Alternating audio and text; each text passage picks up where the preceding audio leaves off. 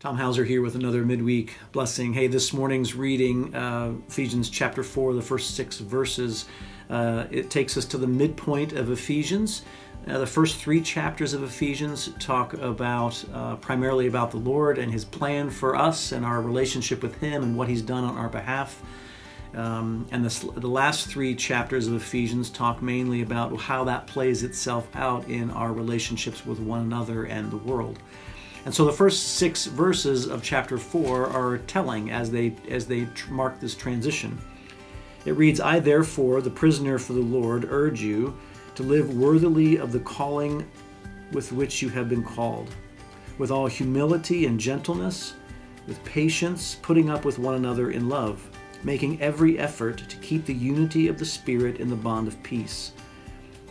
There is one body and one Spirit, just as you two were called to one hope of your calling, one Lord, one faith, one baptism, one God and Father of all, who is over all and through all and in all." A lot of times when you read a passage of Scripture, it's good to note words or phrases that are repeated a lot. And there are 2 words that are repeated a lot in those 6 verses. One is the word one. One body, one Spirit, one hope, one Lord, one faith, one baptism, one God and Father of all. And then he ends it with another word that's repeated a few times, the word all, Father of all, who's over all and through all and in all. There is this idea as chapter 4 of Ephesians starts up that we are all together as one, that our faith is to be one, that our unity is to be something that is peculiar to the world. In chapter 3, he talks about our unity is something that he put on display to those in the powers in the heavenly realms.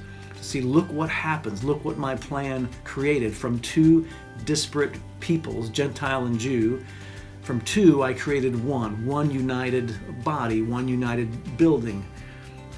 It occurred to me that so often we allow ourselves to experience something less than unity, something less than oneness. We might attend church, we might even attend a life group, but we don't really go all in. We put one foot in, maybe we'll step another foot in just for a season, but it's hard.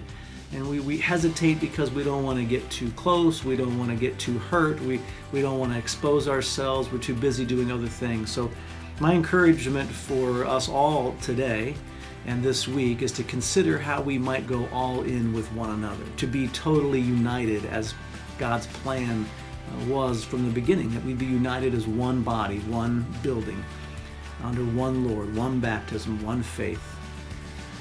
That we might experience what it really looks like when we go all in with our church family. That church is not an event we go to, but a family we belong to, and we participate with that family just like we would with our own family. If that's something you've struggled to do, I would just encourage you, whatever church you're a part of, this week, take one step further into that church. Take one step further to serving that church in some way. Take one step further into meeting with someone from that church in some way, to finding a small group of friends you can be with, to encourage your pastor, to encourage your friends, to encourage the worship team or the kids volunteers, to join in a small group Bible study, to open the Word routinely with other people from that church and really go all in and find out over time how beautiful that is, not only to you and to your family and to your church, but to a watching world. What that will look like when we're all together, united as one, so that a world watching can see it, so that the powers in the heavenly realms can see it. Anyway, I hope that will be something you consider this week, to go all in being united with your church family. Try it.